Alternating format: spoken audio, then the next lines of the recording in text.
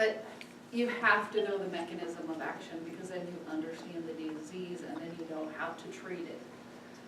Because that's most medicines are how things work, because it fixes the mechanism that's gone wrong. Okay, so the tear film has 3 layers, outer, middle, inner. I don't care that you know this, that's not a test question, don't study this. Put a black mark, I really don't care. But the gland, the meibomian, okay, the meibomian gland, which is right here, this is what you do need to know. The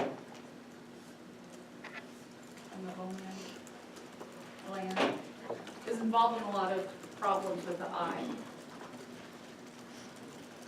Okay, when it gets obstructed, you get a lot of problems. So that's the one thing I want you to know, because it leads to diseases. So just know what that is. Okay. So obviously it leads down and it drains into the nose. In fact, it drains right underneath the inferior turbinate. Okay. The puncta, where it drains from, right? So dry eyes. This is a real common thing that we see. It's a real common thing that we see. So dry eyes. What you need to know is it's usually caused by not a systemic reason, meaning that it's not because the body can't produce tears.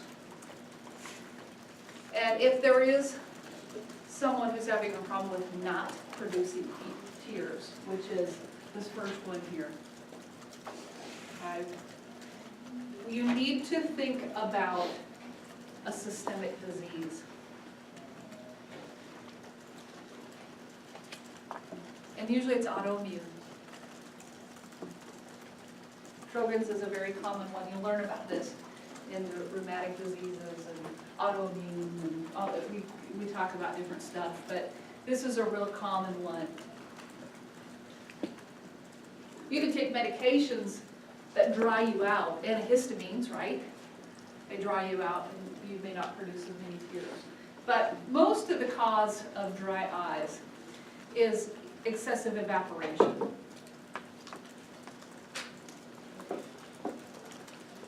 So they have a fan on at night. They don't even think about it. They put a fan on at night because that's how they sleep. They're used to the noise. You know people like that.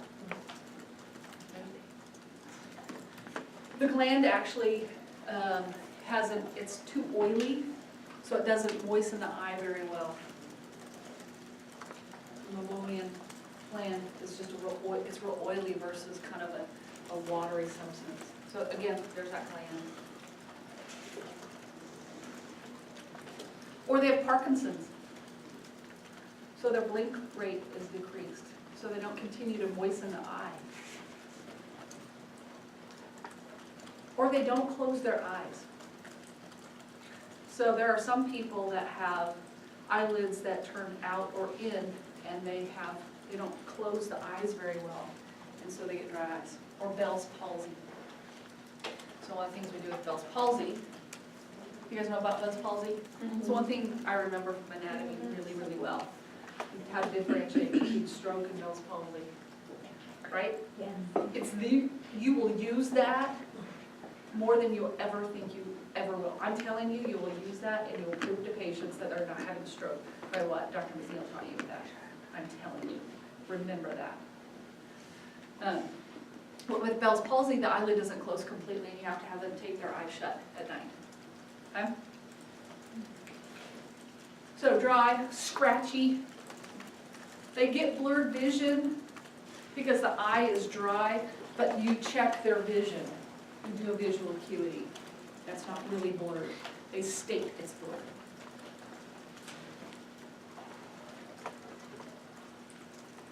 If the eye is so dry that it becomes scratched, eroded, it progresses to something really significant, they can have some photophobia. But mainly what you want to know is dry, scratchy, it's really uncomfortable. They come in a lot with dry eyes. The exam is normal with these people. What they'll do is they'll keep coming back, saying, my eye feels irritated, it feels dry. I think I have pink eye.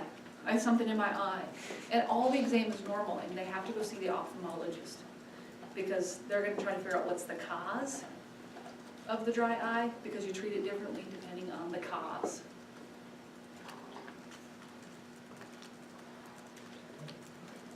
Now, Dr. Latassi is going to talk a lot about treatment. I'm going to mention it, but for treatment for the diseases we talk about, you study her treatment with drugs. Okay? So, whatever she tells you about treatment, she uses up to date. I use Merck Manual. You use hers to study for the test, because that's where the question will be written from. Okay? So we use artificial tears. They actually will go in and plug the duct that drains tears. And that's the Merck, there's a picture of it in the Merck Manual, which is kind of cool. I just want you to see it. The picture is,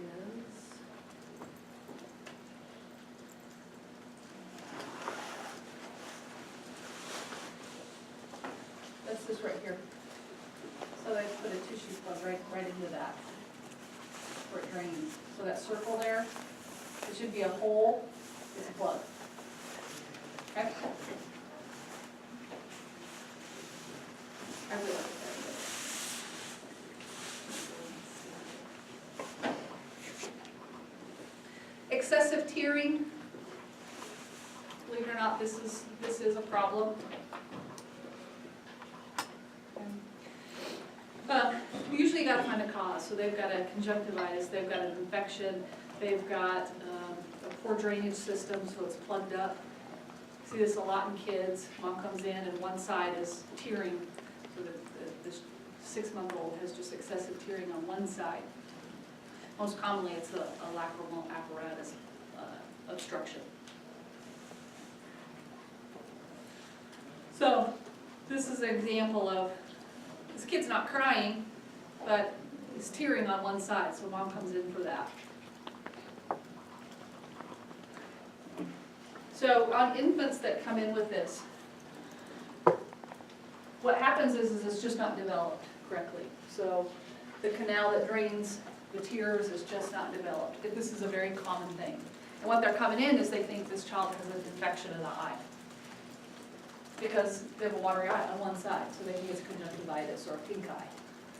Well, it's very unlikely they have a pink eye, because usually the eye's not red, the conjunctiva's not red, and it's not real matted, maybe a little bit yellow in the morning because it's sat there, but it's not green, nasty matting all day long.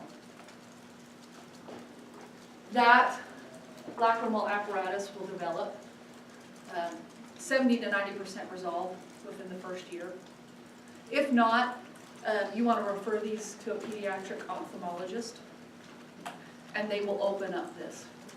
They'll probe it initially. If that doesn't work, then they'll do a procedure. It's the DCR. How often is this associated with like a side effect of radiation treatment? Actually, this happens a lot with radiation. When you get dry eyes, and then you also get destruction of lacrimal apparatus. And it's real common just with the aging period. Okay? So, reassure parents. If it's not better, 9 to 10 months, you refer to a pediatric ophthalmologist, and then they'll try to fix it. This is that procedure, the DCR. So, really they go in, it's a really easy procedure.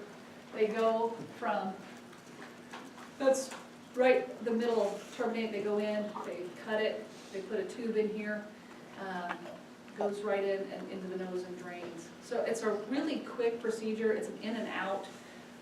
Yeah, you have a tube that you see right at the corner of the eye there, but it really works well. So you can actually see the tube right here. A complication of a plugged duct is an infectious process. So you get an infection in there. And most commonly is your skin organisms, Staph aureus, but also think of the head up is strep. You can get some Pseudomonas in it because it's a very closed system too. But we usually don't see that. Unilateral, it's red, it's puffy, it's painful. You have purulent, you guys know what the word purulent is? Pus, right? Don't ever write, it's pussy. Please, put that in a chart, never put purulent. If you need me to write it out, I will, so don't put that in a chart. I've seen it, which is so embarrassing. And it wasn't a PA, thank goodness. But purulent. This is the dactylocystitis. Real red, swollen. It's a bad deal. They have to go drain those. We initially start with some antibiotics if it's bad. But you can start with just some warm compresses. So anything that's closed superficial infection, warm compress is the best thing because you want it to open and drain. Warm compresses, warm packs.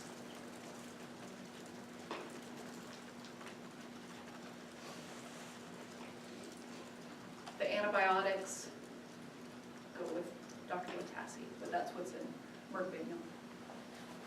The problem is if we don't treat an infection that's going down the lacrimal apparatus, things spread. So you'll get infection of the tissue around the eye, okay, which can spread even deeper into the anterior part. So you get a periorbital cellulitis. That's the complications of it. If it's got drainage, if anything ever has pus, if anything's ever pussy, purulent drainage, always culture it.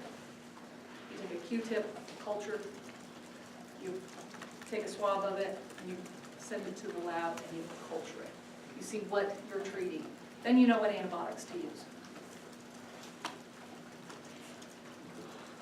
All right, we talked about drooping of the eyelid. As we get older, right, the aponeurotic, that tendon of the levator muscle that keeps our eyelid up, it starts to break down. So as we get older, that happens. You get droopy eyelids. It's usually bilateral, maybe one a little bit more than the other, but you see it in people who age. So what they do is, for those people, they cut tissue out and pull it up. So you've seen people with stitches up on their eyelid because they've pulled that tissue up.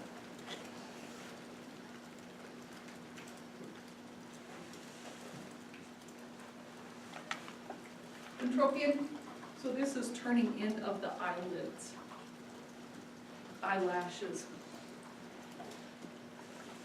More the lower lid, but it can be both actually.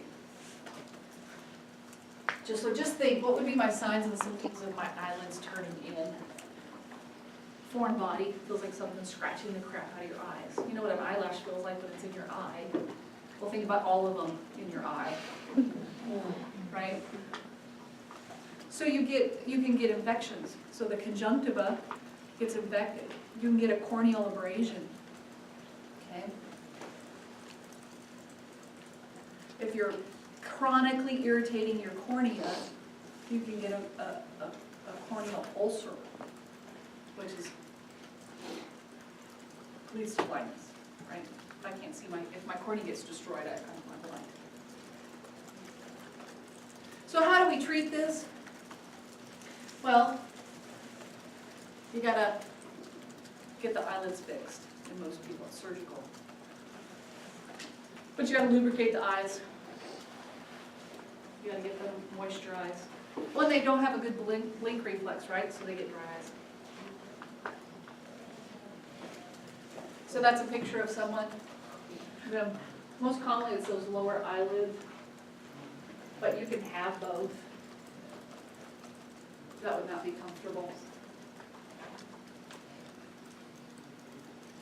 That's an example of how to fix it.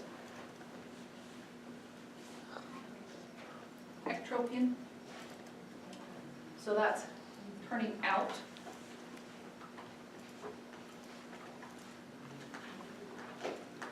So you can have a facial nerve palsy, trauma, congenital. You can have weakness of the muscles around the eye. How do we treat this? Well, obviously, we have to lubricate the eyes, dry eyes.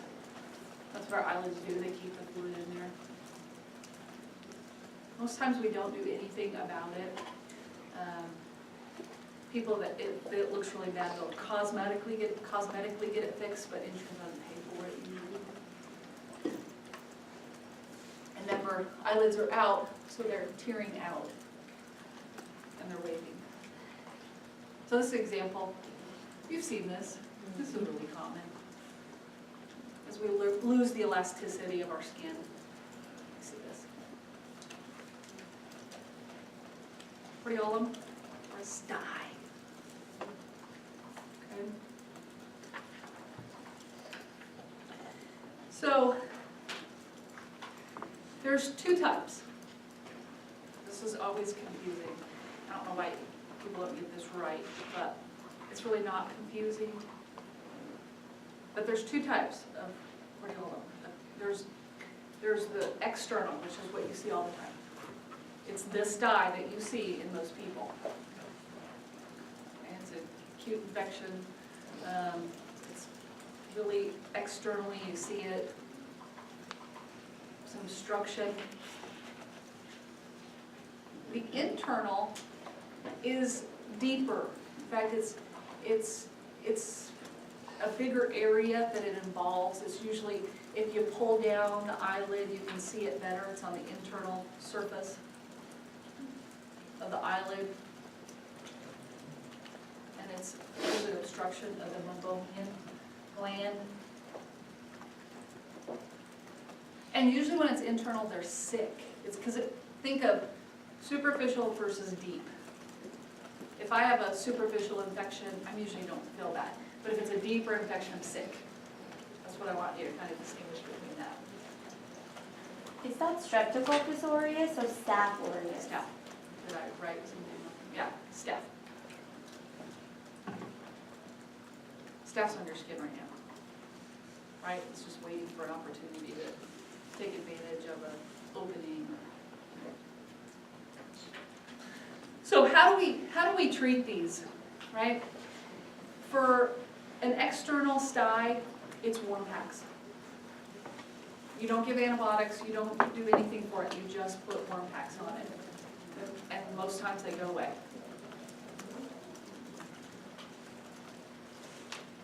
An internal tend not to drain. Okay? They tend not to drain. So warm packs don't work. They usually tend to kind of harden and encase, and they become a chalazion. So that's the difference between hordeolum and a chalazion. Chalazion becomes is the result of an internal hordeolum. Now, if they come in, they've got this deep-seated internal fever, very painful, really red. You can use some oral antibiotics on that. So here's an example of a sty. And here's an internal, so it's deeper, it's painful. Most styes are not painful. Maybe irritating, but internal are. They're very painful.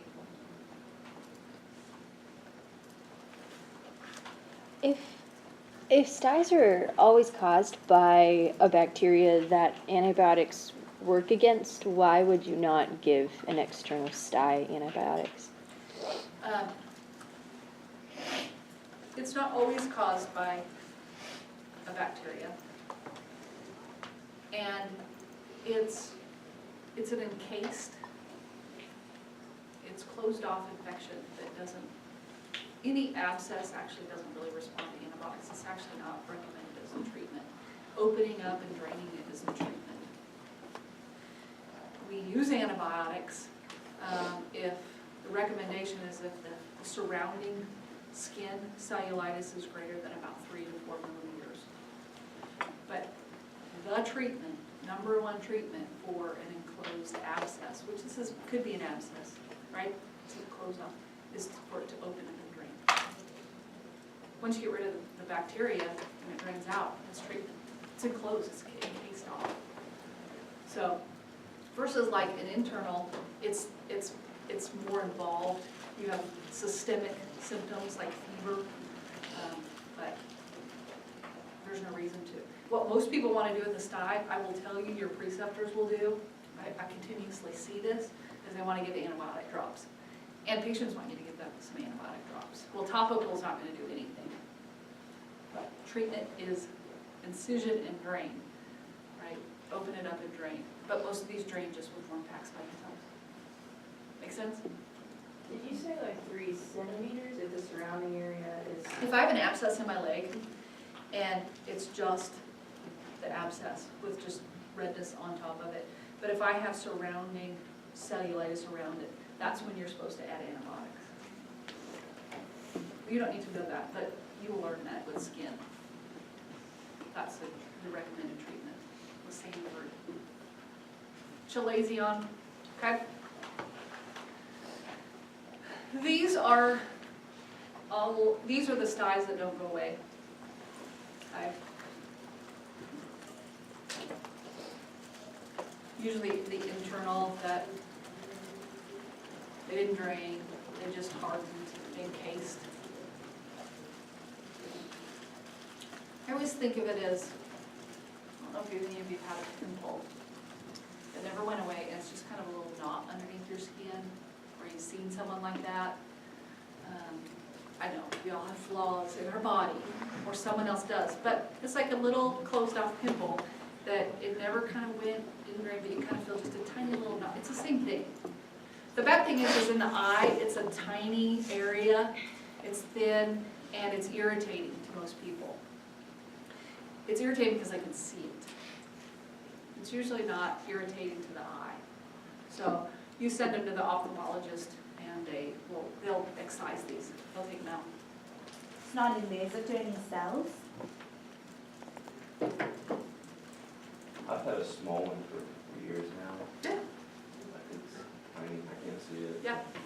And most people won't touch that. An ophthalmologist won't touch it. Unless it The only gets- reason I knew is because someone else asked me about it. I was like, who are you talking about? Okay. So I don't know when it came out. But Most people don't know they're there.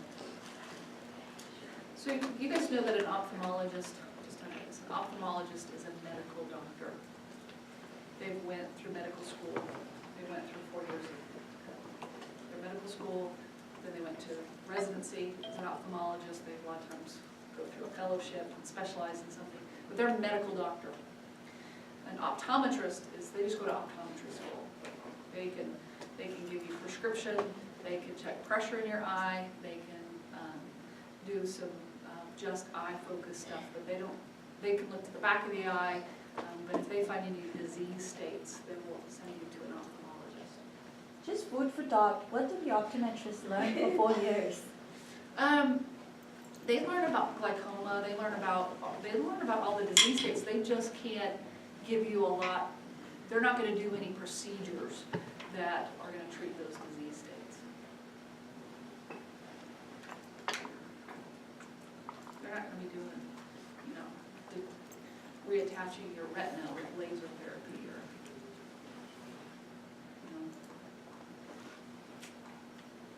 they're not gonna be excising this.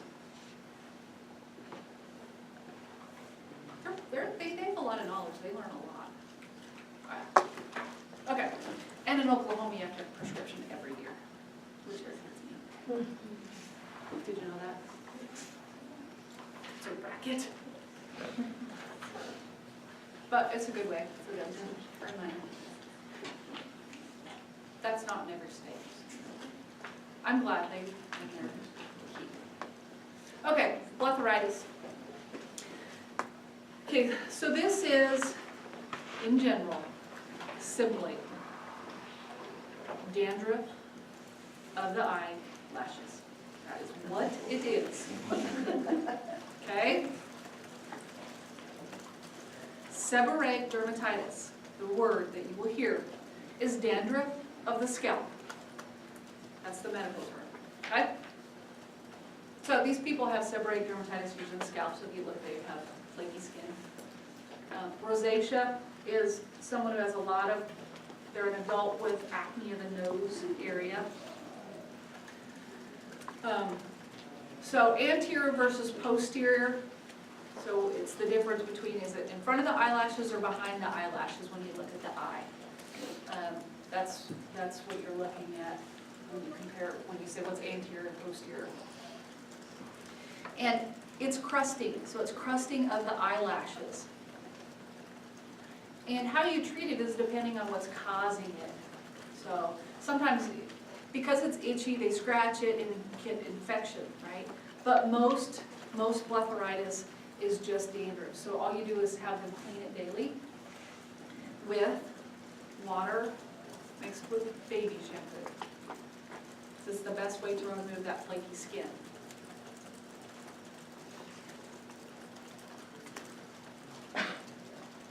If it's posterior, getting behind, posterior to the eyelashes, they're at higher risk for getting hordeolum because there's obstruction of the.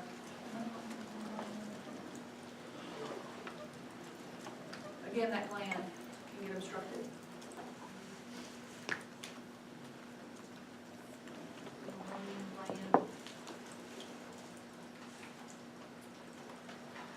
So this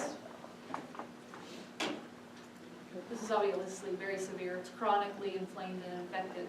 They've lost their eyelashes. But here's some anterior, see the crusting anterior to the lashes. This is anterior, but here's posterior. And actually posterior, because it's a little bit deeper, you can see the dilation of the superficial, it's called telangiectasia, but you see dilation of the superficial capillaries there.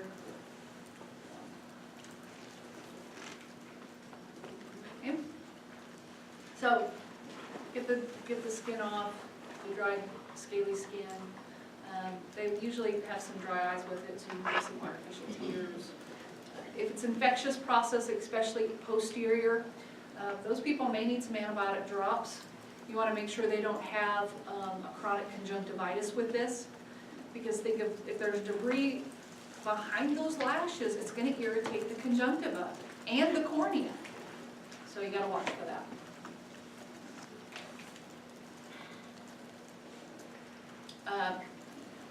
This, you guys got ready for a break?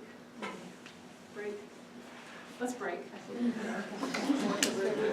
Let's do it.